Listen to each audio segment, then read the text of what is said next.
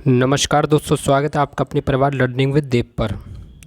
तो दोस्तों, आज ही हमारी UP triple S C PET 2023 की छठी क्लास है, जहां पर आज हम आगे के 25 क्वेश्चंस को देखेंगे। दोस्तों, अगर आप हमारे चैनल पर पहली बार आए हैं तो प्लीज़ चैनल को सब्सक्राइब कर लें, क्योंकि हमारे चैनल पर लगातार UP triple S C PET 2023 के लिए क्लासेस चलाई जा रही हैं और ये क्लासेस बिल्कुल निःशुल्क हैं। तो आइए फ्रेंड्स, बिना देरी के शुरू करते हैं। और आज का हमारा पहला क्वेश्चन स्क्रीन पर आ चुका है, जो कि बहुत ही इंपॉर्टेंट क्वेश्चन है और ये हमारा एंशिएंट हिस्ट्री से है। तो दोस्तों, आइए देखते हैं क्वेश्चन क्या है। क्वेश्चन है हमारा, हड़प्पा सभ्यता का सर्वाधिक मान्यता प्राप्त काल क्या है। अगर बात की जाए हड़प्पा सभ्यता की, तो अगर आपसे एक परीक्षा में इसका टाइम पीरियड पूछा जाए कि बताइए हड़प्पा सभ्यता कब से लेकर कब तक की है, तो आपका राइट आंसर होगा 2500 ईसा पूर्व से लेकर 1750 ईसा पूर्व तक। बहुत ही इंपॉर्टेंट क्वेश्चन है कि हड़प्पा सभ्यता का सर्वाधिक मान्यता प्राप्त काल क्या है, तो वो है 2500 ईसा पूर्व से लेकर 1750 ईसा पूर्व तक। दोस्तों, जो हड़प्पा सभ्यता है ना, इसी को हम सिंधु घाटी की सभ्यता कहते हैं। ठीक है, हड़प्पा सभ्यता को हम क्या कहते हैं, सिंधु घाटी की सभ्यता। तो आपको ज़रा भी इसमें कंफ्यूज होने का ज़रूरत नहीं है। अगर आपसे मान लो सिंधु घाटी सभ्यता लिख कर आ जाए या हड़प्पा सभ्यता लिख कर आ जाए, तो आपको ये मान के चलना है कि हड़प्पा सभ्यता और सिंधु घाटी सभ्यता एक ही है। तो ये आपको मालूम होना चाहिए। चलिए, अब देखिए, इससे कुछ इंपॉर्टेंट फैक्ट आ गए हैं।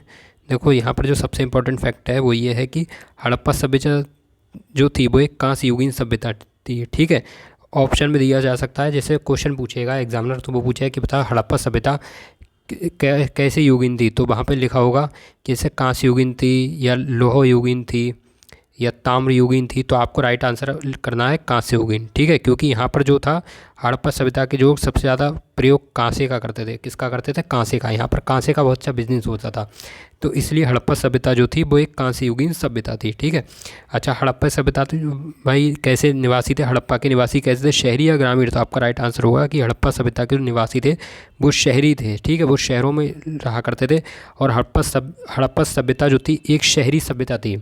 और चूँकि आप जानते हैं कि हड़प्पा सभ्यता और सिंधु घाटी सभ्यता एक ही नाम है, तो अगर ऑप्शन में ऐसे मान लो क्वेश्चन ये पूछ लिया जाए कि बताइए सिंधु घाटी सभ्यता कैसी सभ्यता थी, तो आपका राइट आंसर होगा कि सिंधु घाटी सभ्यता एक शहरी सभ्यता थी। या ऑप्शन में हो सकता है कि नगरीय सभ्यता, तो आप वहाँ पर नगरीय सभ्यता भी टिक कर सकते हैं। ठीक है, अब देखो जो नगरीय थी क्यों, तो बात की जाए हड़प्पा सभ्यता की या सिंधु घाटी सभ्यता की, तो उस समय जो विकास था वो ऐसा विकास था जैसा आज के हमारे नगरों में होता है। जो सड़कें जो थीं वो एक दूसरे को चौकोर मतलब वर्गाकार रूप से काटती थी। ठीक है, ये आपको 4 बराबर भागों में काटती थी, वर्गाकार रूप से काटती। इस तरह से सड़कें आपस में एक दूसरे को काटती थी और सड़क के किनारे ही मकान हुए होते थे। अगर बात की जाए नगर और ग्राम में, तो नगर और गांव में क्या अंतर होता है? देखो, जो गांव में जो मकान होते हैं ना, गांव मकान इस तरह से होते हैं और यहाँ से सड़कें निकलती हैं, मतलब मकान से इस तरह से, मकान से ही होकर सड़कें निकलती हैं। और शहरों में क्या अंतर होता है? शहर में ये होता है कि शहर में जो विकास होता है वो ऐसे होता है कि ये सड़क जा रही है और इसके यहाँ किनारे पर मकान बने हुए हैं और इसके यहाँ पर किनारे मकान हुए हैं। तो इस तरह से शहर और ग्राम विकास होता है, यही अंतर होता है। तो ऐसे ही वहाँ पे मकान हुआ करते थे हड़प्पा सभ्यता में, और सड़क के किनारे पेड़ पौधे लगे हुए होते थे। इसके साथ ही साथ वहाँ पर नाली नालों की उचित सुविधा होती थी। तो उस समय जब अंग्रेज़ों ने जब यहाँ पर खोज की, तो वो इस चीज़ को देखकर एकदम आश्चर्यचकित हो गए कि उस समय जहाँ पे मतलब आदि मानव के रूप में भटका करता था, वहाँ पे ये भारत जैसे देश में ऐसी ऐसी सभ्यता पाई गई है, हड़प्पा सभ्यता, सिंधु घाटी सभ्यता, मतलब भारत का इंसान कितना विकसित था। तो ये सारी चीज़ें हैं, तो ये आपको पता होना चाहिए कि जो हड़प्पा सभ्यता थी वो एक नगरीय सभ्यता थी या शहरी सभ्यता थी, क्योंकि उस समय के लोग शहरों में निवास करते थे। ठीक है, अच्छा, हमारा अगला क्वेश्चन है कि हड़प्पा वासी जो थे किसके उत्पादन में सर्वप्रथम थे, तो ये थे कपास के उत्पादन में। ठीक है, अगर बात की जाए कि हड़प्पा वासी किसके उत्पादन में सबसे सर्वप्रथम थे या सबसे आगे थे, तो वो थे कपास के उत्पादन में। ठीक है, जैसे आपसे और भी ऑप्शन में हो सकता है कि गेहूं होता है, जौ होता है, तो आपको राइट आंसर अपने लेकर चलना कपास। क्या होगा आपका आंसर? कपास। और कैसी युगीन थी, तो कहाँ से युगीन थी? कैसी थी, शहरी या ग्रामीण? तो थी शहरी। ठीक है, और किसके उत्पादन में सर्वप्रथम थे हड़प्पावासी, तो वो थे कपास के उत्पादन में। अच्छा, अगला हमारा इंपॉर्टेंट पॉइंट है कि जुते हुए खेतों के साक्ष्य कालीबंगा से मिलते हैं। कहाँ से मिलते हैं? कालीबंगा से। तो ये क्वेश्चन पूछा जा सकता है कि बताइए जुते हुए खेतों के साक्ष्य कहाँ से प्राप्त हुए, तो वो प्राप्त हुए हैं कालीबंगा से। और हड़प्पा के मिट्टी के बर्तनों पर सामान्यतः लाल रंग का उपयोग हुआ है। ठीक है, जो मिट्टी के जो बर्तन हैं उन पर लाल रंग का उपयोग हुआ है। चलिए, ये हमारा अगला इंपॉर्टेंट क्वेश्चन आ गया है कि बताइए सिंधु सभ्यता के लोग विश्वास करते थे। तो बताओ सिंधु सभ्यता के लोग किस में विश्वास करते थे? तो सिंधु सभ्यता के लोग मातृ शक्ति में विश्वास रखते थे। ठीक है, ये लोग मातृ देवी की पूजा किया करते थे सिंधु सभ्यता के लोग। चलिए अब देखिए ये आ गया हमारे यहाँ पे पॉइंट, कुछ इंपॉर्टेंट पॉइंट है सिंधु सभ्यता या हड़प्पा सभ्यता से। देखिए हड़प्पा सभ्यता का जो प्रचलित नाम है वो है सिंधु घाटी की सभ्यता। क्या नाम है इसका प्रचलित नाम? सिंधु घाटी की सभ्यता, यानी कि जो हड़प्पा सभ्यता और सिंधु घाटी सभ्यता ये दोनों एक ही नाम है। अच्छा, सिंधु सभ्यता के लोग लोहे से परिचित नहीं थे, ये बहुत ही इंपॉर्टेंट फैक्ट है। अक्सर क्या होता है जब क्वेश्चन पूछा जाता है तो बच्चा ये समझता है कि ये जो लोग थे सिंधु सभ्यता के लोग ये लोहे से परिचित थे, ऐसा बिल्कुल नहीं आता। सिंधु सभ्यता के लोग लोहों का प्रयोग करना जानते ही नहीं थे। ठीक है, लोहे का प्रयोग बिल्कुल करना नहीं जानते थे, तो ये लोग जो थे वो लोहे से परिचित नहीं थे। साथ ही बात की जाए तो सिंधु सभ्यता अपने नगर नियोजन के लिए जानी जाती है। मैंने भी आपको बताया ना कि हड़प्पा सभ्यता थी और जो सिंधु सभ्यता, इन दोनों का नाम तो एक ही है।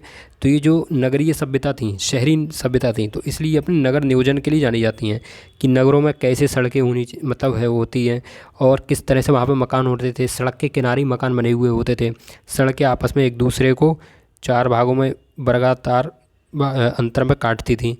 ठीक है, तो ये सारी चीज़ें थी और साथ ही पेड़ पौधे लगे हुए थे, नालों की उचित व्यवस्था थी। तो ये सारी चीज़ें वहाँ पे हुआ करती थी। अच्छा, बात की जाए अगला पॉइंट की, तो सिंधु सभ्यता के लोगों का मुख्य व्यवसाय व्यापार था। ये आपको इंपॉर्टेंट है। ठीक है, आपसे पूछा जाएगा कि बताइए सिंधु सभ्यता के लोगों का मुख्य व्यवसाय क्या था, वो लोग कैसे अपनी आजीविका चलाते थे? तो वो लोग व्यापार करते थे। ठीक है, बहुत सारे लोग व्यापारी थे। चलिए हमारा अगला पॉइंट है कि सिंधु सभ्यता के घर जो थे वो पक्की ईंटों के बने थे। ऑप्शन में दे सकता कच्ची ईंटों के बने थे या पक्की की। तो आपको पता होना चाहिए कि सिंधु सभ्यता के जो लोग थे वो अपने जो घर बनाते थे उसमें पक्की ईंटों का प्रयोग करते थे। देखिए सारे इंपॉर्टेंट फैक्ट है और यहाँ से क्वेश्चन एक ना एक आपको मिल जाएगा। ठीक है, अगर सिंधु सभ्यता से क्वेश्चन पूछा गया तो ये इस क्लास से आपको गारंटी से एक ना एक क्वेश्चन आपको मिलेगा। और इससे पहले भी क्लासेस में मैंने आपको काफ़ी जानकारी बताई सिंधु सभ्यता के बारे में, मैंने बहुत अच्छे से पढ़ाया। तो आप रेगुलर बेसिस पर क्लास देखते रहिए, आपको सारा सिलेबस कंप्लीट हो जाएगा। चलिए हमारा अगला क्वेश्चन है, आर्य भारत में सबसे पहले कहाँ बसे थे? तो अगर बात की जाए आर्यों की तो आर्य भारत में सबसे पहले पंजाब में बसे थे। ठीक है, कहाँ पर भाई बसे थे? तो ये भारत में सबसे पहले पंजाब में बसे थे, तो ये आपको पता होना चाहिए। चलिए अगला क्वेश्चन है, अगले पॉइंट आ गया हमारा। देखो आर्य शब्द का अर्थ क्या होता है? तो अगर बात की जाए आर्य की तो आर्य शब्द का अर्थ होता है श्रेष्ठ या कुलीन। ये कई बार पूछा गया है, सीधा सीधा पूछ लेता है कि बताइए आर्य शब्द का अर्थ बताइए। तो आर्य शब्द का अर्थ होता है श्रेष्ठ या कुलीन। और एक क्वेश्चन पूछ लेता है कि आर्यों द्वारा विकसित सभ्यता को क्या कहा जाता है? तो वो होती वैदिक सभ्यता। ठीक है, आर्यों की ही सभ्यता तो है वैदिक सभ्यता, तो ये भी आपको पता होना चाहिए कि जो वैदिक सभ्यता है वो आर्यों की सभ्यता है। चलिए, ये कई झुंडों में भारत पहुँचे थे। कैसे पहुँचे थे? झुंडों में पहुँचे थे। अच्छा, ये कौन सी भाषा बोलते थे? तो ये संस्कृत बोलते थे और ये घुड़सवारी किया करते थे। और सबसे इम्पोर्टेंट पॉइंट, ये भारत में मध्य एशिया से आए थे।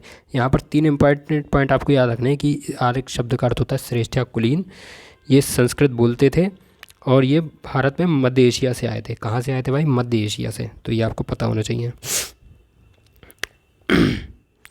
चलिए हमारा अगला क्वेश्चन आ गया है कि अशोक के शिलालेखों में प्रयुक्त भाषा है, यानी कि जो अशोक के शिलालेख हैं उनमें कौन सी भाषा प्रयोग की गई है? तो उनमें आपकी की गई है प्राकृत भाषा। कौन सी भाषा प्रयोग की गई है? प्राकृत भाषा।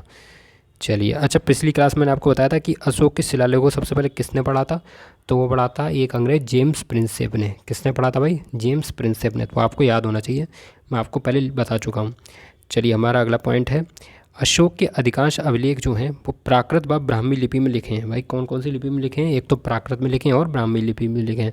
अच्छा, अशोक द्वारा कलिंग पर जो चढ़ाई की गई थी तो उसकी जानकारी का सबसे महत्वपूर्ण स्रोत 13वां बृहत शिलालेख है। देखो ये क्वेश्चन ऐसे पूछा जाता है कि हमें वह कौन सा शिलालेख है जिससे हमें पता चलता है कि अशोक ने कलिंग पर चढ़ाई की थी, तो वो है 13वां बृहत शिलालेख। कौन सा है? 13वां बृहत शिलालेख। तो ये आपको पता होना चाहिए। चलिए हमारा अगला पॉइंट है कि अशोक ने श्रीलंका में बौद्ध धर्म का प्रचार करने के लिए अपने पुत्र महेंद्र और पुत्री संघमित्रा को भेजा था। ठीक है, पूछा जा सकता है कि बताइए अशोक में श्रीलंका में बौद्ध धर्म का प्रचार करने के लिए किसे भेजा था? तो इसने अपने पुत्र महेंद्र और पुत्री संघमित्रा को भेजा था। चलिए यह आ गया हमारा अगला क्वेश्चन, पानीपत का प्रथम युद्ध कब हुआ था? तो देखो युद्धों से भी क्वेश्चन पूछे जा सकते हैं। ठीक है, क्योंकि जो हमारी मेडिवल इंडिया है, मेडिवल हिस्ट्री है, तो उसमें ये चीज़ पूछी जाएगी कि बताइए पानीपत का प्रथम युद्ध कब हुआ था, तो मैं आपको बताता हूँ कि जितने भी ये युद्ध हुए हैं इन सबको मैं आपको लगातार क्लासेस में लाता रहूँगा, ठीक है। जब तक आपका पेपर होगा तब तक ये सारा हमारा सिलेबस ख़त्म हो चुका होगा, हम इसका रिवीजन भी कर चुका होंगे, इसलिए हम बहुत ही तेज़ी से आपको लगातार सिलेबस करा रहे हैं, आप देख रहे होंगे। हर टॉपिक से हम एक एक दो दो क्वेश्चन लेके आते हैं और उसकी डिटेल में हम यहाँ पर एनालिसिस करते हैं, जिस वजह से हर क्लास में कम से कम एक टॉपिक से भी 10 क्वेश्चन बन जाते हैं, ये आप जानते ही होंगे। अब देखो प्रथम पानीपत का जो प्रथम युद्ध हुआ था तो ये हुआ था 1526 ईस्वी में। कब हुआ था? 1526 ईस्वी में। अगर इसकी डेट पूछी जाए तो इसकी डेट है 21 अप्रैल 1526। वैसे बस आपको सन याद करनी है, ठीक है, सन इंपॉर्टेंट होती है। देखो ये है, हमने इसको यहाँ पर डिस्कस किया है। देखिए जो पानीपत का प्रथम युद्ध हुआ था वो हुआ था 21 अप्रैल 1526 ईस्वी को। अच्छा भाई किसके मध्य हुआ था? तो ये हुआ था बाबर के मध्य और इब्राहिम लोदी के मध्य। किसके बीच हुआ था? बाबर और इब्राहिम लोदी के मध्य। और इसमें किसकी विजय हुई थी? तो वो हुई थी बाबर की विजय, ठीक है। यानी कि इस पानीपत का प्रथम युद्ध कौन जीता था? तो वो जीता था बाबर। अच्छा पानीपत का द्वितीय युद्ध कब हुआ था? तो ये हुआ था 1556 ईस्वी में, ठीक है। पानीपत का जो द्वितीय युद्ध था वो था 1556 ईस्वी में। देखो पहला कब हुआ? 1526, इसमें 30 साल जोड़ दो तो कितने हो गए? 1556। तो ऐसे आप इसको याद रख सकते हो कि 1526 1556, पहला 1526 दूसरा 1556, ठीक है। अच्छा ये किसके मध्य हुआ था? तो ये हुआ था अकबर के बीच में और हेमू के बीच में। हेमू एक हिंदू शासक थे, तो हेमू और अकबर के बीच में हुआ था। अच्छा इसमें कौन विजय हुआ? तो इसमें अकबर की विजय हुई थी। कौन विजयी हुआ था इसमें? तो इसमें हुआ था अकबर की विजय। अच्छा पानीपत का तृतीय युद्ध कब हुआ था? तो पानीपत का तृतीय युद्ध हुआ था 1761 ईस्वी में, ठीक है। प्रथम हुआ था 1526 में, दूसरा 1556 और तीसरा हुआ था 1761 ईस्वी में। इसमें अहमद शाह अब्दाली ने मराठों को हरा दिया था। यही पूछा जा सकता है कि बताइए इस युद्ध में यह युद्ध किन किन के बीच लड़ा गया? तो ये लड़ा गया था अहमद शाह अब्दाली और मराठों के बीच, जिसमें अहमद शाह अब्दाली की विजय हुई थी। चलिए और ये हमारा अगला क्वेश्चन आ गया है। स्वराज्य मेरा जन्मसिद्ध अधिकार है और मैं इसे लेकर रहूँगा, बताइए यह किसने कहा है? तो ये बहुत ही इंपॉर्टेंट नारा है, ये कई परीक्षाओं पूछा गया, पैट ही नहीं, ये बहुत सी कंपटीशन की परीक्षाओं में ये लगातार पूछा गया है कि स्वराज मेरा जन्मसिद्ध अधिकार है और मैं इसे लेकर रहूँगा, ये किसका नारा है? तो ये है भाई बाल गंगाधर तिलक का। किसका नारा है? बाल गंगाधर तिलक का। ये सारे फैक्ट मैं आपको अच्छे से याद करा दूंगा। चलिए हमारा अगला क्वेश्चन आ गया है। संविधान के किस भाग में नीति निर्देशक तत्वों का उल्लेख किया गया है? तो अगर बात की जाए नीति निर्देशक तत्वों की तो ये संविधान के भाग 4 में इसका उल्लेख किया गया। भाई किस उल्लेख में किया है? कौन से भाग में किया गया? तो ये किया है संविधान के भाग 4 में, तो ये आपको मालूम होना चाहिए। इसके साथ ही हम बात करते हैं संविधान के भाग 1 की। तो जो भाग 1 है उसमें कहा गया है संघ और उसके राज्य क्षेत्र का वर्णन, यानी कि जो भारत जो संघ है, जो राज्यों का संघ है, इसमें उसका वर्णन है और उसके जो राज्य क्षेत्र हैं यानी कि जो जो उसमें राज्य हैं उन सब के बारे में वर्णन है। किसके? संविधान के भाग 1 में। अच्छा संविधान के भाग 2 में किसका वर्णन? तो वो है नागरिकता का, ठीक है। जो नागरिकता है कि कौन व्यक्ति भारत का नागरिक है, अगर किसी बच्चे का जन्म विदेश में होता तो वह कैसे भारत की नागरिकता प्राप्त कर सकता, तो ये सब कुछ दिया गया संविधान के भाग 2 में। अच्छा तीसरे में क्या दिया है? तो ये है मौलिक अधिकार, ठीक है। संविधान के भाग 3 में किसका वर्णन है? मौलिक अधिकार में। और संविधान के भाग 4 में किसका वर्णन है? तो वो है राज्य के नीति निर्देशक तत्व से। तो ये आपको भाग भी याद होने चाहिए क्योंकि आपके सिलेबस में ही नीति निर्देशक तत्व हैं, मौलिक अधिकार हैं। तो आपको मान लो ये तो याद हो जाएंगे, ये तो मैं करा दूंगा, लेकिन आपको भाग भी तो पढ़ने पड़ेंगे कि ये किस भाग में दिए गए हैं। तो ये भी सारी चीज़ें आपको मालूम होनी चाहिए, ठीक है। चलिए हमारा अगला क्वेश्चन है। भारतीय संविधान निम्नलिखित में से कौन सी नागरिकता प्रदान करता है? तो अगर बात की जाए हमारे देश की नागरिकता की तो हमारे देश में एकल नागरिकता प्रदान की जाती है, ठीक है। क्योंकि हमारे देश की केवल एक ही नागरिकता होती है। बहुत से ऐसे देश हैं जहाँ पर दोहरी नागरिकता है, जैसे वहाँ पर क्या है कि वहाँ पर राज्यों की अलग नागरिकता है और साथ ही जो देश है उसकी अलग नागरिकता है, पर हमारे यहाँ एक ही नागरिकता चलती है। हम चाहे देश के किसी भी कोने में हो, किसी भी राज्य में निवास करें, हम भारत के नागरिक कहलाएंगे। हमारे केवल एक ही नागरिकता होगी, ठीक है। हमें अलग से किसी राज्य की नागरिकता लेने की ज़रूरत नहीं है, हमें बस अपने देश की केंद्र की नागरिकता लेनी है। तो हमारे देश की भाई कैसी नागरिकता? तो वो है एकल नागरिकता। चलो ये आ गया हमारा अगला क्वेश्चन, क्वेश्चन नंबर 9।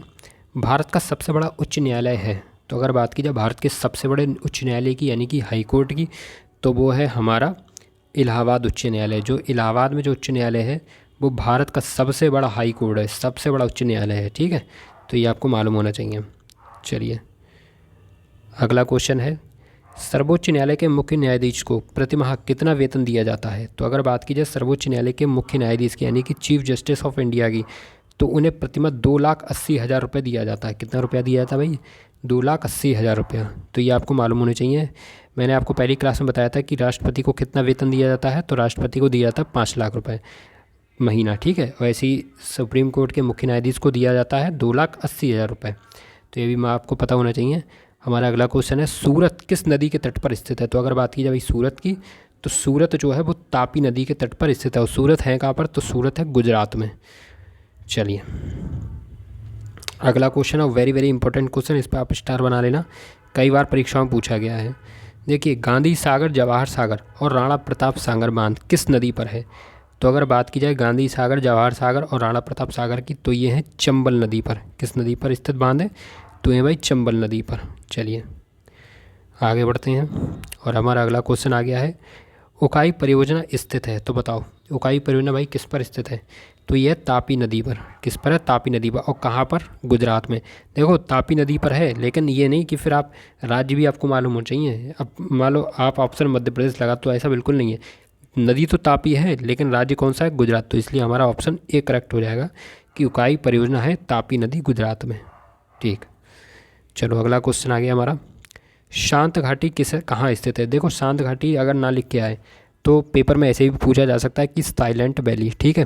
दोनों एक ही नाम है, ये इंग्लिश में वो हिंदी में है, लेकिन कभी कभार क्या होता है एग्जामिनर साइलेंट वैली दे देता। तो इस चीज़ से भी आपको सतर्क रहना है, फिर आपको लगे कि हमने तो पढ़ा ही नहीं साइलेंट वैली कहाँ है।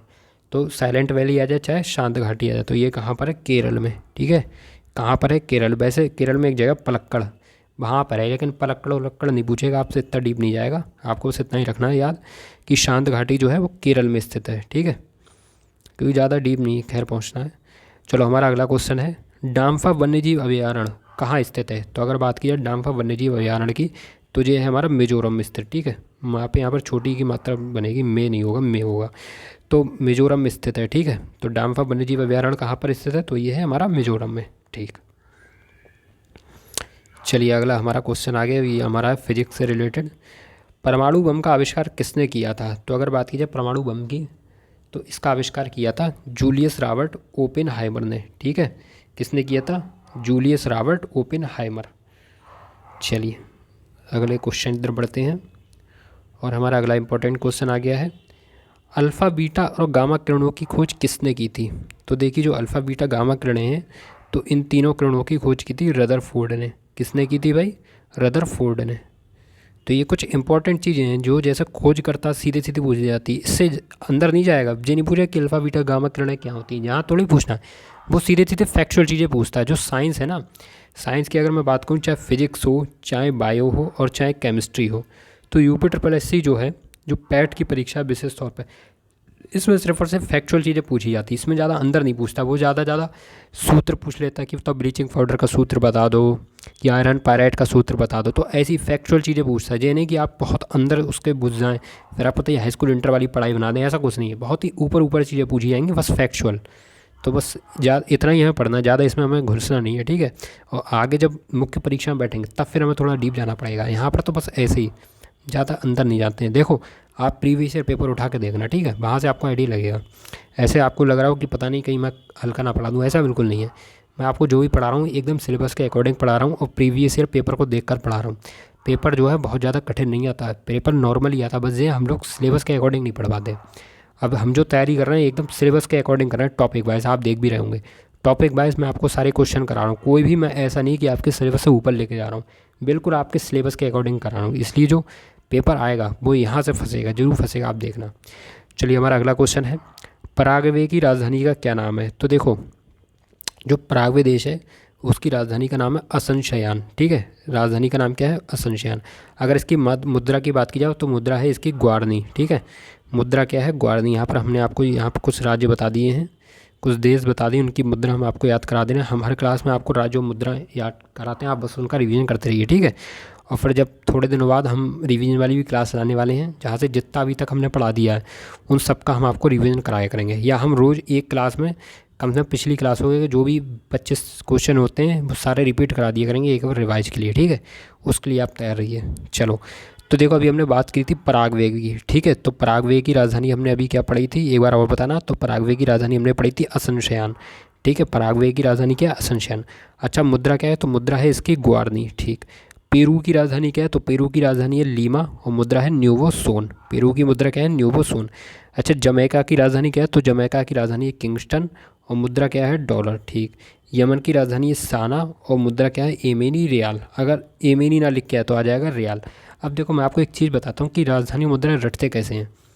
देखो अगर आप ट्रिक से पढ़ो तो भाई, ट्रिक की तो मैं गारंटी नहीं दूंगा, ट्रिक से तो ये चीज़ें याद होती नहीं है। मैंने जैसे याद की थी वो मैंने कैसे करी, मैं आपको सच बताऊं, मैंने सीधे सीधे पढ़ी। जैसे मैं कैसे पढ़ता था कि पराग्वे, पराग्वे जैसे मान लो पेरू से देखो, पेरू थोड़ा सरल पड़ रहा है, पेरू। तो पेरू की राजधानी क्या है, लीमा और मुद्रा क्या है, न्यूवोसोन। तो मैं ऐसे पढ़ता था Peru Lima Nuevo Sol, Peru Lima Nuevo Sol, Peru Lima Nuevo Sol, Peru Lima Nuevo Sol, Peru Lima Nuevo Sol. बस 5 बार मैंने पढ़ा पेरू लीमा न्यूवोसोन। 5 बार सुबह पढ़ा, 5 बार दोपहर पढ़ा, 5 बार रात में पढ़ा, पूरे 15 बार हो गया। अगले दिन फिर पेरू लीमा न्यूवोसोन 5 बार और पढ़ लिया, फिर दोपहर में पढ़ लिया, फिर रात में पढ़ लिया। इस तरह से सारी मुझे राजधानी 2 दिन के अंदर रट गई थी। और मैंने ऐसे सिर्फ एक राजधानी को नहीं पढ़ा, ऐसे ही मैंने लगभग 100 के करीब राजधानी पढ़ी, बस ऐसे ही। देखो एक बार आपको पढ़ना होगा Peru Lima Nuevo Sol, Peru Lima Nuevo Sol, Peru Lima Nuevo Sol, Peru Lima Nuevo Sol, Peru Lima Nuevo Sol. बस एक बार आपको 5 बार पढ़ना होगा, ठीक है। एक सेट आपको लगाना हो 5 बार का, ऐसे बस आप लगा लो, ठीक है। दिन में आप 3 सेट लगा लो 5-5 बार के, और ज़्यादा नहीं, बस आप 20-20 राजधानियाँ पढ़ो एक दिन में, 20-20 राजधानियाँ पढ़ो। 5 दिन में तुम्हें ना रट जाए तो तुम कह देना, बिल्कुल ऐसी ही पढ़ी जाएंगी। अब हम तो बता दें ट्रिक, हम ऊट पटांग कोई ट्रिक ले आए। तो बेटा जब अब वो पूछेगा ना कि बताओ डॉलर कहाँ की मुद्रा है, तो तुम्हारी हवा निकल जाएगी।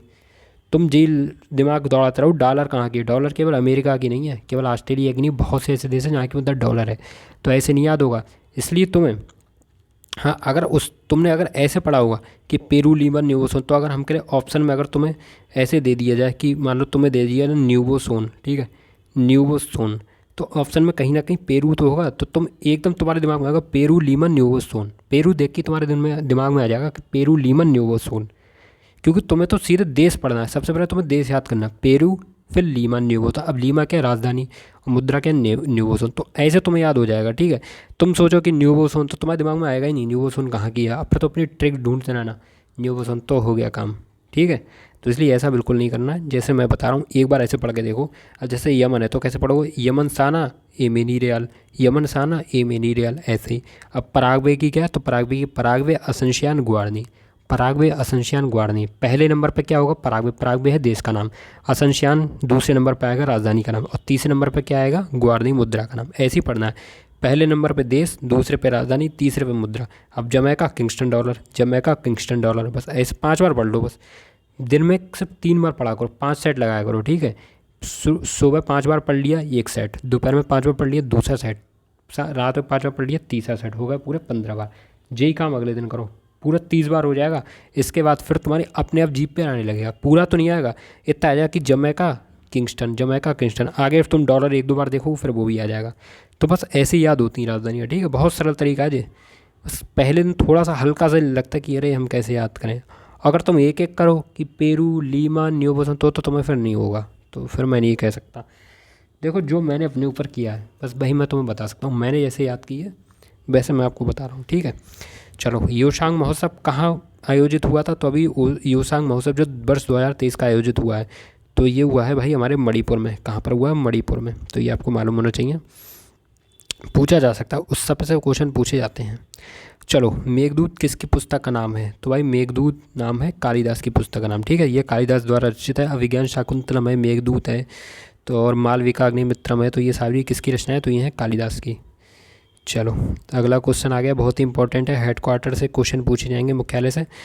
रेड क्रॉस का मुख्यालय कहाँ है, तो अगर बात की जाए भाई रेड क्रॉस की, तो इसका मुख्यालय है जिनेवा में। कहाँ पर है, जिनेवा में। चलो, और जिनेवा पड़ता कहाँ पे, तो जिनेवा है हमारा स्विट्ज़रलैंड में, ठीक है।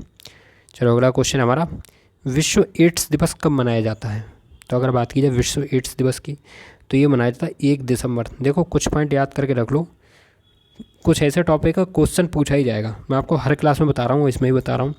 जैसे पॉलिटिकल साइंस में आपको बता चुका हूँ कई बार, और एक बार और बता रहा हूँ जिससे ये चीज़ भी आपको याद हो जाए कि सिलेबस हमें कौन कौन से टॉपिक पढ़ने हैं।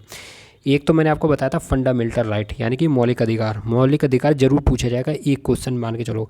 फिर दूसरा टॉपिक मैंने बताया था आपको डीपीएसपी, यानी कि राज्य के जो नीति निर्देशक सिद्धांत है, वहाँ से एक क्वेश्चन, कम से कम एक क्वेश्चन पूछा जाएगा, ठीक है। तीसरा टॉपिक मैंने आपको मौलिक कर्तव्य बताया था, लेकिन उस पर इतना वो नहीं है कि पूछा जाए ही ना जाए, लेकिन फिर भी आपको पता होना चाहिए, क्योंकि ज़्यादा ही नहीं, कोई बात नहीं। तो मौलिक कर्तव्य से फिर आपके जितने दिवस हैं, एक क्वेश्चन दिवस से पक्का है, एक क्वेश्चन राजधानी से पक्का है, एक क्वेश्चन मुद्रा से पक्का है, ठीक है।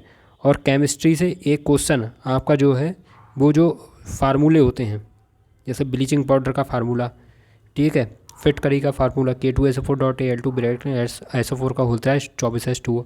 तो ये जितने जो फार्मूले हैं ये आपको याद होने चाहिए, ठीक है। तो एक क्वेश्चन तो फार्मूले से पक्का है, एक क्वेश्चन आपका किताबों से पक्का है, किताब से आना ही आना, 100% गारंटी। एक किताब पूछेगा और बहुत ही सरल सी, जो आप बचपन से पढ़ते चले आ रहे हो, ऐसी किताब पूछेगा, यानी कि बहुत ज़्यादा कठिन पूछ ली गई, बहुत सरल सी किताब पूछेगा, उसका नाम पूछ ले कि बताओ ये किसके द्वारा लिखित है, या ये राइटर का नाम ले और बताओ इनने कौन सी पुस्तक लिखी। तो पुस्तक इतनी अच्छी सरल होगी कि आप एक बार में बता देंगे कि हाँ ये वाली किताब है। तो यहाँ से क्वेश्चन पूछा जाएगा। एक क्वेश्चन पूछा जाता है फुल फॉर्म से। अभी मैंने हालांकि फुल फॉर्म शुरू नहीं कराई है, लेकिन अब मैं विचार कर रहा हूँ कि बहुत जल्दी से मैं फुल फॉर्म भी कराना शुरू कर दूँ, कि आपको एक फुल फॉर्म दे देगा, ठीक है, मतलब एक आपको शॉर्ट फॉर्म दे देगा और कहेगा बताओ इसकी फुल फॉर्म बताओ, ठीक। जैसे मान लो कुछ भी हो सकती है, जैसे ChatGPT की पूछ दे, जैसे अभी हाल ही में एक चर्चा में बहुत है ChatGPT, तो इसकी पूछी जा सकती है, किसी की भी पूछी जा सकती है। तो ये एक फुल फॉर्म से ज़रूर एक क्वेश्चन पूछा जाए, ठीक है। आपको फॉर्म दे दे और कहे बताओ इसके फुल फॉर्म बताओ, तो ये चीज़ आपको मालूम होना चाहिए। तो ये कुछ ऐसे चैप्टर हैं जहाँ से 100% क्वेश्चन पूछे जाएंगे, तो इनकी आपको अच्छी तैयारी करनी है। चलो, तो हमारा क्वेश्चन क्या था भाई, विश्व एड्स दिवस कब मनाया जाता है? तो ये मनाया जाता है 1 दिसंबर को। चलो अब बताओ 1 जुलाई को कौन सा दिवस मनाया जाता है? तो 1 जुलाई को मनाया जाता है चिकित्सक दिवस, ठीक है। 1 अगस्त को कौन सा दिवस मनाया जाता है? तो वो मनाया जाता है विश्व स्तनपान दिवस। और 18 मई को कौन सा दिवस मनाया जाता है? तो ये मनाया था विश्व संग्रहालय दिवस, ठीक है। विश्व संग्रहालय दिवस 18 मई को। मैं सारे आपको याद करा दूंगा, अभी मैंने रिवीजन नहीं कराया है, जब रिवीजन कराऊंगा तो देखना तुम्हें कैसे याद हो जाएंगे, सब फिंगर टिप्स हो जाएंगे। तुम ऑप्शन नहीं देखोगे, सीधे आंसर लगाओगे, देख लेना। ऑप्शन देखने से पहले तुम्हारे दिमाग में आंसर आ जाएगा। चलो हमारा अगला क्वेश्चन है, नरेंद्र मोदी स्टेडियम भारत के किस शहर में स्थित है? तो इस समय बहुत चर्चा में नरेंद्र मोदी स्टेडियम, तो ये है अहमदाबाद में, ठीक है। और अहमदाबाद कहाँ पर? गुजरात में। तो गुजरात के अहमदाबाद में स्थित है नरेंद्र मोदी स्टेडियम। इस समय ये भारत का सबसे बड़ा स्टेडियम भी है। चलो, पुण्यकोटि दत्तू योजना के ब्रांड एम्बेसडर कौन बने हैं? तो अगर बात की जाए पुण्यकोटि दत्तू योजना की, तो इसके ब्रांड एम्बेसडर है भाई कुच्चा सुदीप। कौन है इसके ब्रांड एम्बेसडर? कुच्चा सुदीप। अब कुछ हम ब्रांड एम्बेसडर आगे देखेंगे। तो देखो, अगर बात की जाए वाईकॉम इंडिया की, तो वाईकॉम इंडिया के ब्रांड एम्बेसडर कौन है? महेंद्र सिंह धोनी, ठीक है। वाईकॉम इंडिया के ब्रांड एम्बेसडर कौन है? महेंद्र सिंह धोनी। अच्छा, उत्तराखंड के ब्रांड एम्बेसडर कौन है? तो वो है प्रसून जोशी, ठीक है। उत्तराखंड के ब्रांड एम्बेसडर कौन है? तो वो है प्रसून जोशी। ऐसे बंधन बैंक के ब्रांड एम्बेसडर कौन है? तो बंधन बैंक के ब्रांड एम्बेसडर है सौरभ गांगुली, ठीक है। कौन है भाई ब्रांड एम्बेसडर? सौरभ गांगुली, बंधन बैंक के, ठीक। चलो हमारा अगला क्वेश्चन आ गया है, ये योजनाओं से रिलेटेड है, योजनाएं पूछी जा सकती हैं। घर पर पोषण योजना किस राज्य की योजना है? तो अगर आपसे पूछा जाए कि बताइए घर पर पोषण योजना किस राज्य की योजना है, तो ये है उड़ीसा राज्य की, ठीक है, उड़ीसा राज्य की। और इस समय एक योजना बहुत ही चर्चा में है, बहुत ही इंपॉर्टेंट है, मैं आपको बताऊंगा आगे चल के। एक है छाता योजना, ठीक है। छाता योजना किस राज्य की है? तो वो भी है उड़ीसा राज्य की। आपको मालूम होना चाहिए कि जो छाता योजना है वो उड़ीसा राज्य की है। ये है किससे रिलेटेड? तो छाता योजना है कि जैसे जो वर्षा जब होती है, तो वर्षा में जो पानी घर की छतों पे भर जाता है, तो उस पानी को हम कैसे संचित कर सकते हैं, ठीक है। उस पानी को हम कैसा इकट्ठा कर सकते हैं जिससे आगे वो हमारे काम में आ सके। तो वो है कौन सी योजना? तो वह छाता योजना। कहाँ चलाई जा रही है? तो वो चला रही है उड़ीसा में, ठीक है। कहाँ पर चल रही है भाई? उड़ीसा में। बहुत ही इंपॉर्टेंट है, याद रखना चाहिए। तो दोस्तों इसी के साथ आज के हमारे टॉप 25 क्वेश्चंस हो गए हैं। अगर हमारी क्लास आपको पसंद आई हो तो प्लीज़ दोस्तों क्लास को लाइक ज़रूर करना और कमेंट बॉक्स में जवाब ज़रूर देना कि आपको क्लास कैसी लगी। देखो दोस्तों, अभी क्या है कि बहुत से ऐसे स्टूडेंट हैं जो बिल्कुल जवाब दे ही नहीं दे रहे हैं। एक ही स्टूडेंट ऐसा है जो कमेंट कर रहे हैं, और मैं आगे से उनके नाम भी बताऊंगा कि कौन कौन स्टूडेंट जो है हमारे एक्टिव स्टूडेंट हैं और कमेंट बॉक्स में बता रहे हैं कि हम कैसा पढ़ा रहे हैं, ठीक है। आप बताया कीजिए, कि कैसा पढ़ाना है। अगर आपको कोई कमी लग रही है, अगर आपको कोई टॉपिक ऐसा है जिसमें आपको अलग से पढ़ने की ज़रूरत है या आप कमज़ोर हैं, तो आप मुझे बताइए, मैं उस पर क्लास बना दूंगा। ठीक है, जो भी आपके डाउट हों वो आप बताइए, आप हमें बताइए कि हम किस तरह से आपको और अच्छा दे सकते हैं। ठीक है ना, क्योंकि देखो ये चैनल आपका है, ये सिर्फ मेरा चैनल नहीं, ये चैनल आपका है और पेपर आपको पास करना है। ठीक है, UPSSC पैट 2023 की आप तैयारी करना है, आपका भविष्य है। और जो मैं पढ़ा रहा हूँ तो मैं भी अपने काम में इतना ईमानदार हूँ, मुझे भी लगता है कि मेरे पीछे यानी कितने स्टूडेंट ऐसे जो सिर्फ मुझसे पढ़ रहे हैं, निःशुल्क पढ़ रहे हैं। तो मेरी भी एक जिम्मेदारी रहती है कि मैं आपको सफलता दिलाऊँ। ऐसा ना हो कि पता चले मैं आपको पढ़ा रहा हूँ और पेपर में ऐसा आ जाए कि फिर आप कहें कि लो हमारा तो कुछ फंसा ही नहीं है, हमें बहुत नुकसान होता है। ऐसा नहीं होना चाहिए। तो मेरी ये कोशिश है कि आपको जो भी आपका फीडबैक हो वो आप ज़रूर दीजिए। आप बताइए कि क्लासेस आपको कैसी लग रही हैं, कितना आपको समझ में आ रहा है। अगर मेरी कोई कमी हो तो आप मुझे मेरे एक छोटे भाई या बड़े भाई के नाते बता सकते हैं, मेरी छोटी बहन बड़ी बहन के नाते में बता सकते हैं। तो आप सब चीज़ें यहाँ पर बस जुड़े रहिए क्लास में। ठीक है, लाइक कीजिए क्लास को, चैनल को सब्सक्राइब कीजिए। तो दोस्तों इसी के साथ विदा लेते हैं और मिलते हैं अगले नेक्स्ट वीडियो में। तब तक के लिए नमस्कार, जय हिंद, वंदे मातरम।